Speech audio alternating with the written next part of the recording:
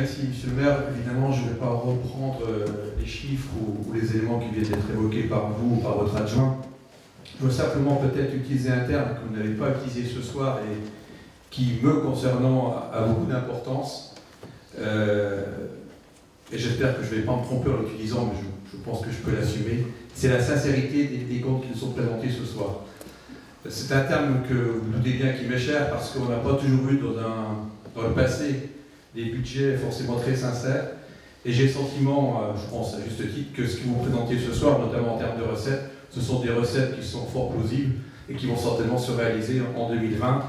Et heureusement que ce budget présente ainsi des chiffres qui nous serviront de base réelle et sincère.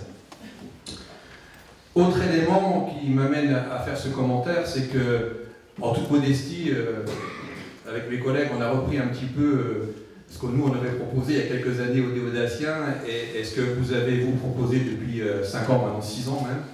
On a regardé ce que vous avez réalisé et ce que nous on aurait réalisé. Et sur de nombreux points, notamment sur la fin de ce mandat, nos chemins se rejoignent. Je prendrai pour preuve votre volonté depuis votre arrivée, et vous savez que là aussi ça n'a pas toujours été le cas, de mettre l'agglomération à sa juste place, c'est-à-dire assumer la possibilité que nous avons de travailler tous ensemble dans la transparence, dans le respect de chacun, dans l'identité de chacun, mais aussi amener notre territoire à aller un petit peu de l'avant et rattraper le retard qui avait été pris.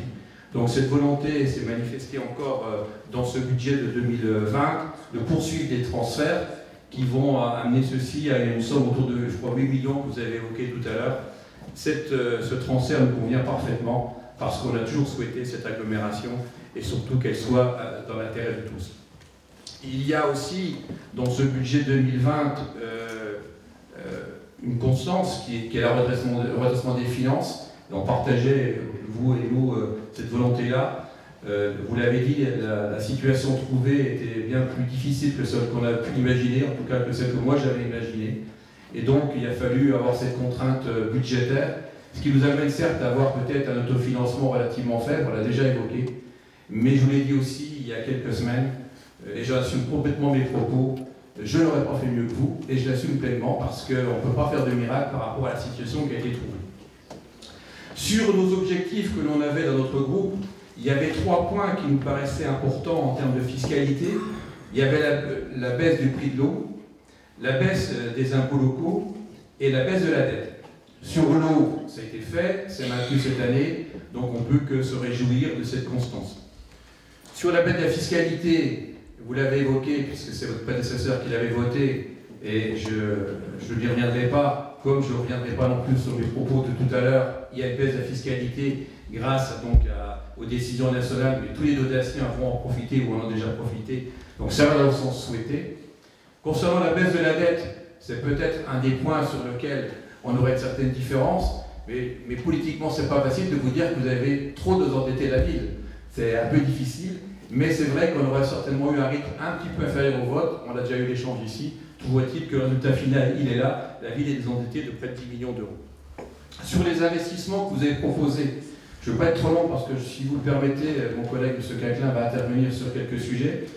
Nous pouvons être que satisfaits de cette opération Cœur de Ville aidée et proposée par l'État. J'ai repris un bulletin municipal il y a quelques années dans lequel on souhaitait, nous au niveau du groupe UPS, un plan de relance. Et en relisant ce qu'on avait écrit, on se retrouve pleinement de ce qui est proposé ce soir dans l'opération Cœur de Ville, que M. Quinquelin va détailler tout à l'heure.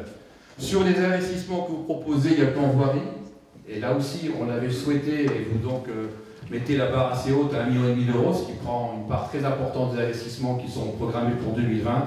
Et chaque Déodacien puisse se rendre compte dans son quartier ou en se promenant un petit peu en ville qu'il nous faudra bien ces 1,5 million d'euros parce que compte tenu de ce que vous avez trouvé dans ce qui est visible et surtout de ce qui était caché, parce qu'on a oublié de le dire, les uns et les autres ici, autour de cette table, il y a ce qu'on voit et ce qu'on ne voit pas. Et quand vous commencez à ouvrir et puis que les réseaux ne sont pas tout à fait conformes à ce qu'on souhaite, il faut bien mettre soit l'argent qui va être pas forcément visible par les contribuables, mais si on veut que notre ville s'inscrive dans le temps et par honnêteté par rapport aux contribuables, il faut bien aussi faire ces travaux-là. Il y en a beaucoup qui sont cachés, mais au moins ce que vous avez fait, c'est quelque chose qui ne seront pas mis en cause par ceux qui vont vous succéder, vous ou d'autres.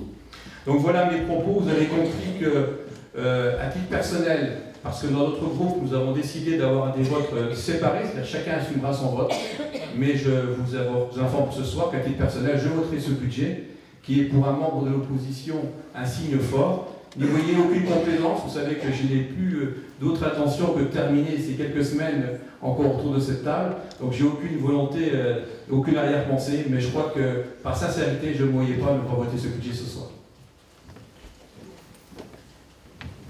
Merci, monsieur le conseiller municipal. Je donne la parole à monsieur Michel Caclin. Vous avez la parole, monsieur le conseiller municipal. Merci, monsieur le maire. Oui, comme chaque année, le vote du budget, c'est toujours un petit moment de confrontation, de discussion et d'idées, d'échange d'idées. Bon, cette année, il n'y aura pas une grosse confrontation parce que, compte tenu de la situation financière que tout le monde connaît autour de cette table, que vous avez trouvé, l'héritage que vous avez trouvé est un héritage qui n'était pas forcément connu, et connu de nous non plus, parce qu'il y a des choses qu'on ne savait pas, malheureusement. Donc, compte tenu de ces choses, de ce que vous avez trouvé et du désendettement de la ville, quand même, à bout de mandat, qui est quand même, comment dire, il faut le noter, le souligner, la ville a été fortement désendettée lors de votre mandat. Compte tenu de ce que je peux lire au niveau des investissements, et notamment le programme que vous allez devoir mettre en œuvre et que vous avez voulu, c'est le programme Opération Cœur de Ville, qui va amener beaucoup à notre ville. Le centre-ville devrait bénéficier beaucoup de ce programme. Les logements, les commerces, les rues. Ce programme n'est pas non plus essentiellement le centre-ville, puisque vous l'avez souligné tout à l'heure, nous irons jusqu'à la rue des Travailleurs. Donc je pense que c'est vraiment un plus pour la ville. Ça va donner beaucoup d'oxygène au commerce audaciens, au centre-ville, qui a vraiment besoin de ça pour repartir, se redynamiser. Donc ça, je compte sur vous, et je sais que Madame l'adjointe au commerce a aussi cette envie de donner beaucoup et d'apporter beaucoup à la ville. L'aménagement de l'accès cathédrale, Le Corbusier, c'était une chose que j'ai parlé beaucoup en réunion d'urbanisme, notamment avec M. l'adjoint. C'est vrai qu'il y a eu une opportunité de l'achat de l'ancienne maison Renoir, qui était vraiment qui était dans un état lamentable. Donc, compte tenu de cet achat, vous allez pouvoir régler le problème de stationnement quotidien des entrées et des sorties de l'école. Et vous allez pouvoir apporter un plus à un bâtiment, Le Corbusier, qui est quand même au patrimoine mondial de l'UNESCO. Donc je pense qu'il y a énormément, et je suis bien passé pour le voir, de personnes qui viennent prendre en photo cet endroit. Donc je pense que la modification sera faite dans le sens que vous avez déjà dit il y a quelques temps, c'est-à-dire avec une circulation douce, moins de stationnement, pour pouvoir favoriser le tourisme autour de ce bâtiment. Donc je pense que ça va apporter beaucoup à la ville. Donc c'est pour cette raison que je approuve pleinement vos investissements pour le budget 2020, et je vais le voter. Je dis ici, je vais voter le budget. Voilà. Merci. Sur le rythme du désendettement, oui, c'était le principal désaccord historique entre nous. C'est vrai qu'il n'y a pas beaucoup, moi j'insiste là-dessus, mais je pense que c'est un résultat de travail collectif. Il n'y a pas beaucoup de collectivités en France qui, proportionnellement à leur budget, arrivent à désendetter autant sur chacun des exercices budgétaires, mais c'était absolument nécessaire à Saint-Dié et il faudra continuer à le faire. Sur Action Cœur de Ville, j'insiste, c'était un appel à projet, c'est important de le dire. Tout le monde n'a pas été retenu, il y a des villes moyennes qui n'ont pas été retenues parce qu'elles n'avaient pas un bon dossier ou parce qu'elles n'ont pas candidaté. Donc nous, on a candidaté. D'ailleurs, la région Grand Est a essayé d'en rattraper certaines avec des accompagnements complémentaires qui n'avaient pas été retenus par l'État. Saint-Dié a été retenu. Et on peut se réjouir effectivement que, à la fois à l'époque, le ministre Jacques Mézard, Julien Denormandie ait identifié cette difficulté, et qu'ensuite ce plan a été lancé à Saint-Dié-des-Vosges par le chef de l'État. Sur les aménagements rue de la Cathédrale, rue Le Corbusier, alors c'est toujours difficile de choisir.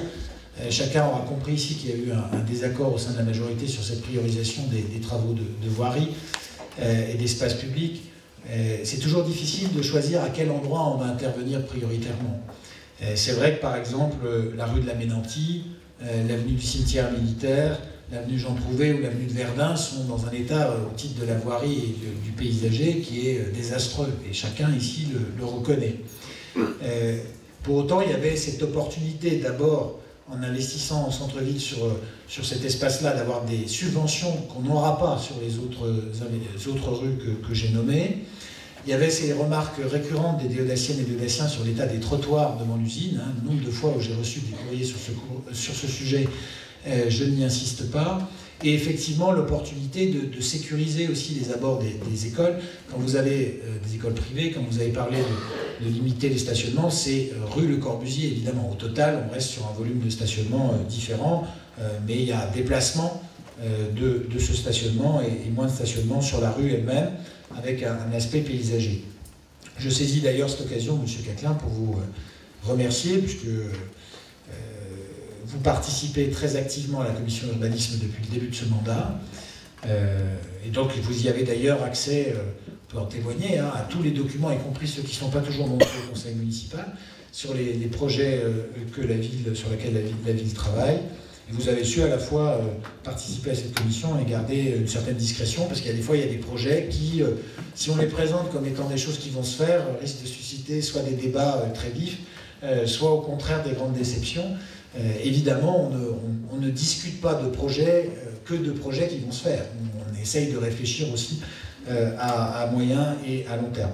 Donc je remercie les deux élus qui se sont exprimés de leur prise de position, de leur vote du budget. C'est assez émouvant, je dois dire, de le noter. Je vous en remercie vraiment.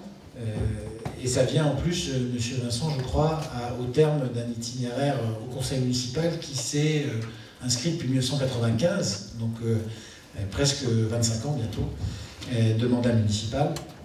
Et donc je suis sensible à ce que cette décision intervienne en plus à la fin, parce qu'il n'est pas toujours facile quand on arrive à la fin de se réinterroger sur ce qu'on avait l'habitude de voter les années précédentes. Voilà. Mais j'insiste là-dessus, il va falloir continuer à faire des efforts, quelles que soient les équipes municipales. Et c'est comme ça que j'interpréterai, je terminerai là-dessus avant de donner la parole au président du groupe de la majorité, ce que vous avez dit sur la sincérité des budgets. Nous avons beaucoup critiqué le fait que la municipalité précédente ait voté le budget fin 2013. Non pas parce que nous étions hostiles au vote du budget en fin d'année, nous étions engagés à le faire, je l'ai vérifié dans le projet municipal, mais parce que ce budget avait été voté avec une baisse des impôts pour les suivants, et avec effectivement des dépenses et des recettes d'ailleurs, en partie soit sous-estimées, soit surestimées. Il y a plein de choses qu'on n'a pas évoquées ici, mais il suffit de penser à la vente du terrain du camping, par exemple. Ça paraît antédiluvien quand on parle de ça, mais c'était une opération particulièrement hasardée pour les finances de la ville, pour ne pas dire hasardeuse. Donc, on arrive de toute façon pour ce budget. C'est vrai que ça peut toujours paraître curieux de voter un budget pour une année où on ne sait pas qui exécutera le budget en total. On est sûr que ce sera l'équipe municipale autour de la table au moins jusqu'au 15 mars et à la semaine qui suit. Personne ne sait qui exécutera ce budget jusqu'au bout. Donc on s'engage un petit peu pour les suivants. Mais quand vous parliez de sincérité des comptes, c'est parce que les chiffres sont vrais, sont posés sur la table. Il n'y a pas de volonté de dissimuler. Et en tout état de cause, et quoi qu'il arrive, il y a une chose qui est vraie, et c'est aussi ce que j'ai entendu dans vos propos, on peut penser ce qu'on veut, mais sur le plan financier, la ville n'est plus dans le même état qu'en 2014. Et ça, c'est absolument indiscutable, quels que soient les bancs lesquels on s'adresse. Donc c'est quand même une satisfaction.